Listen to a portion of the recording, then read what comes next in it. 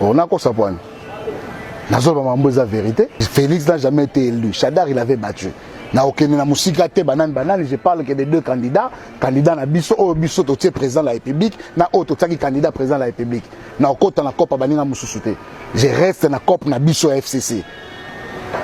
Avait battu Félix. C'est quoi comme président de Félix était deuxième bord na biso, candidat na biso FCC. Candidat bis. Camereza bato Hollande. Non, candidat na biso bis. Mais Félix s'est présenté sur la liste de l'UDPS quand même. Azali candidat na biso bis. Candidat na biso FCC bis. Chadari bon, Chadari mususu, moi bitumbero bima, moi guerre, moi désordre. Félix qui meza na mbo. FCC cash Kabila mutasala yango. FCC cash Kabila mutasala yango. FCC cash. Pour FCC cash, coalition FCC cash. Et à la mokonzi moko Joseph Kabila Kabangi. C'est lui le chef de la majorité. Ah bon? Le président de la République est le chef de l'institution ou l'institution chef de l'État. Donc Félix a une étiquette. Tu vas tout regarder l'étiquette, la raison alors. C'est Kabila qui décide, c'est lui le chef de la majorité. C'est un peu. Attends les États-Unis. Trump appartient à un parti, non? Les partis républicains. Trump a mon compte à parti républicain.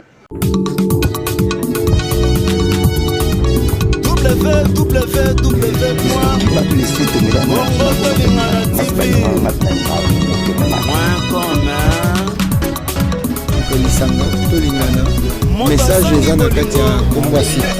Donc, quand il y a des sujets, notamment quand on dit Congo Tolingana, il y a des sites. Oui, il faut Congo Tolingana. Nous sommes Congolais Tolingana. Internet nous sommes à la Congo Tolingana TV. Pour moi, on a été botala Congo Tolingana TV. Alors, les alliés chaîne moko, il y a Kitindindi, Pet Chakudidi.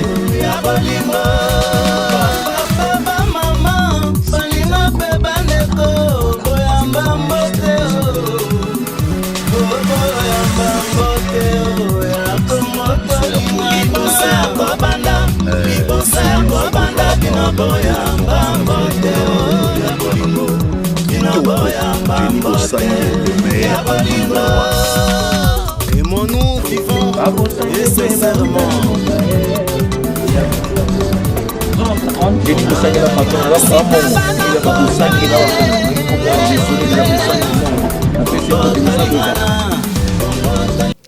Bana Kishasa bato monde entier bantu nyonso balinga Congo République démocratique du Congo boyo kamakambu papa oyo aza koloba pona FCC na cash or que biso toyebi ndenge wana te en tout cas makambu azoloba toyebi te soki azwi yango wapi makambu ya somo boye et pas azoloba ngo avec ba précision ba ndeko na ngai ça plus tarder belema yango wana tolanda bien to yoka to sala analyse moto na moto place ça na ndako FCC na cash libala ngo ezalaki ya ndenge nini oyo tokomi koyoka likambo oyo lelo oyo après ba vote après mokonzi mboka zo sala musala mais oyo tozoyoka sikoyo na ndimite et que c'est pel sabino te mais tolanda toyeba tata oyo auti wapi azwi makambo oyo wapi oyo somo po na République démocratique du Congo oyo biso peuple toza na bapasi tozoluka ba changement mais ye na makambo oyo za ba secret penza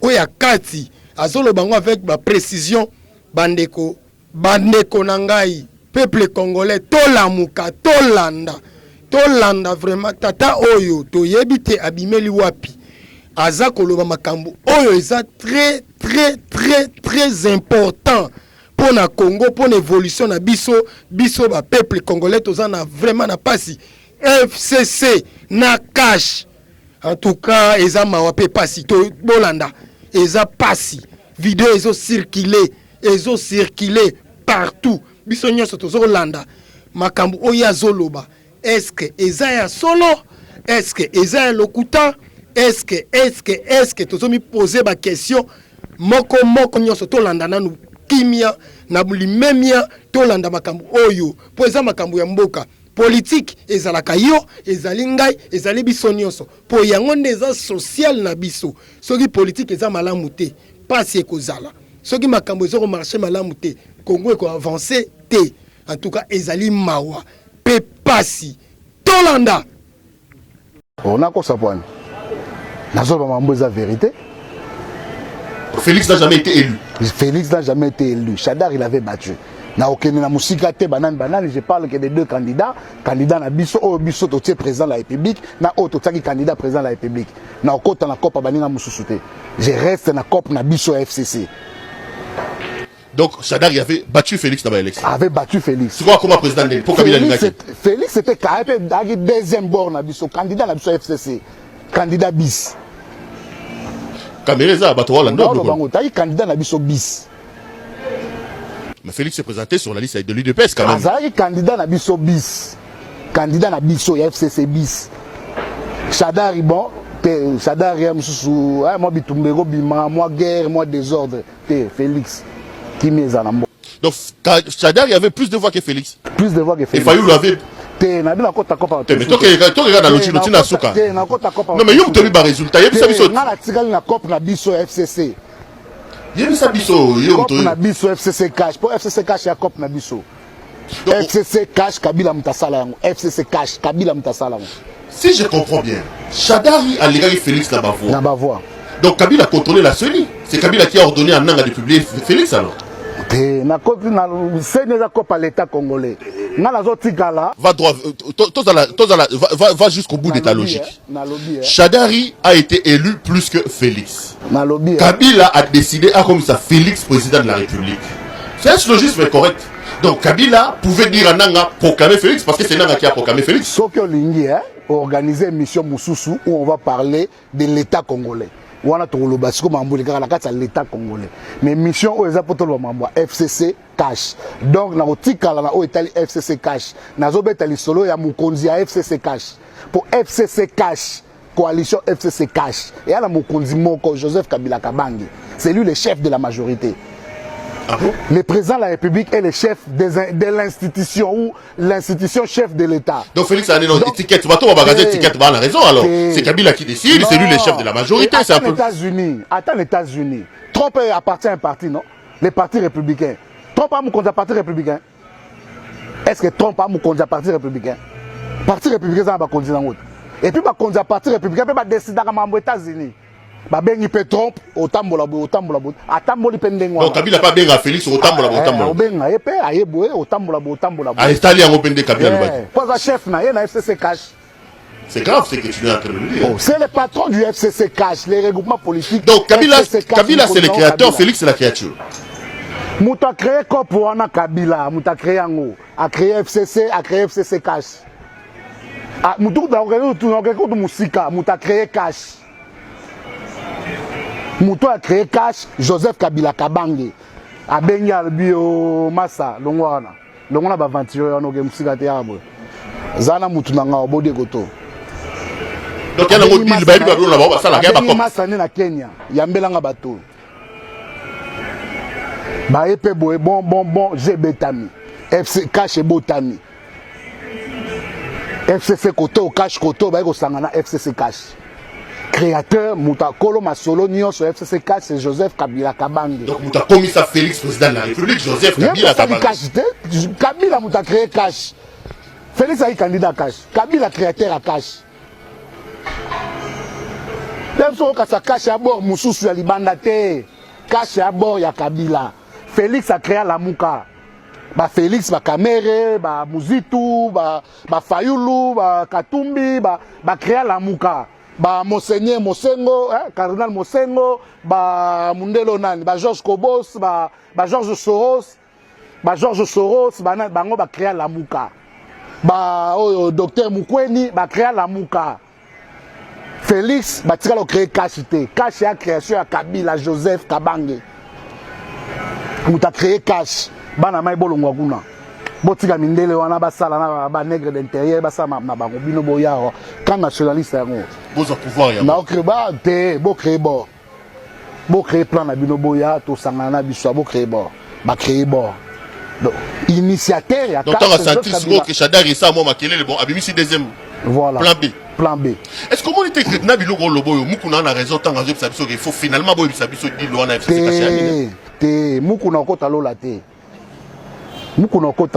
Si on bâtit sur l'histoire politique d'un pays, La France a bâti sa constitution de la 5e République par rapport à l'histoire récente de la France. Le Congo, notre constitution, le législateur a tenu compte de ce qui s'est passé en 1960 entre Lumumba et Kasavubu. Le législateur en a tenu compte. C'est pour cela que vous allez voir dans la Constitution, il y a des conditionnalités pour dissoudre. Et surtout, le président n'a pas la décision de dissoudre. La Constitution dit que le président prononce la dissolution. C'est parce que la Constitution dit. On peut lire. L'article 148. L'article 148. La Constitution dit que le président peut dissoudre non. En cas de crise. Prononce. C'est ce que la Constitution dit. On prend la Constitution. Allez aux articles 148. En cas de crise persistante entre le gouvernement et l'Assemblée nationale, le président de la République peut, après consultation du Premier ministre, du président de l'Assemblée nationale et du Sénat, prononcer la dissolution. Le français est clair, il parle de prononcer. Et on met des conditionnalités. Les conditionnalités qui sont mises ici, Ezake, sauf qui Premier ministre a boyi, le président ne peut pas prononcer la dissolution. D'ailleurs, celui qui constate la crise, ce n'est plus le président de la République. Par rapport à la crise de 1960, les législateurs à l'Ingaïté, Tobandela sous crise Zouana, en 2006. Donc, celui qui constate la crise, c'est le Premier ministre.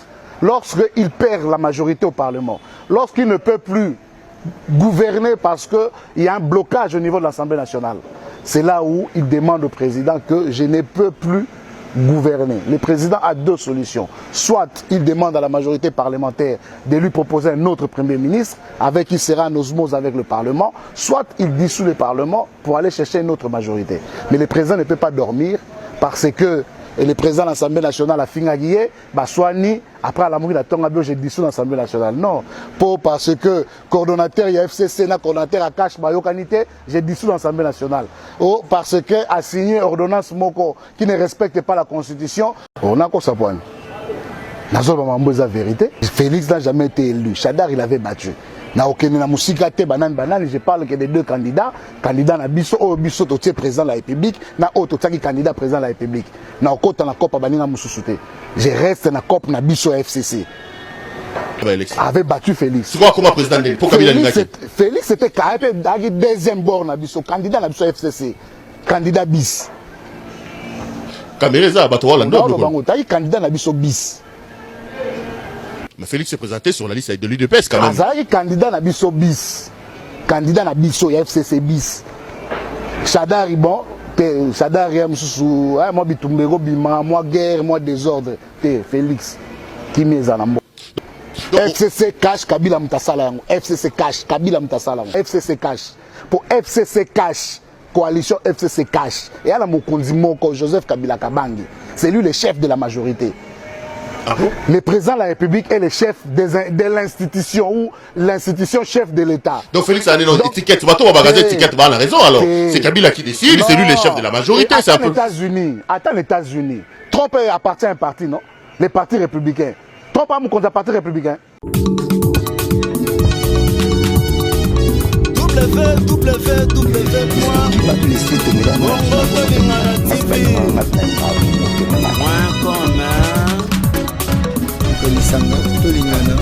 Message eza na kati ya kombo site donc tolingana ya des sujets notamment quand on dit Congo tolingana ya site oui il faut Congo tolingana biso ba congolais tolingana Internet nyonso tala na Congo tolingana TV bokomona bamakambo so na tibotala Congo tolingana TV te bonga bomona ndeni alors ezali chaîne moko ya kitindindi pe chakudidi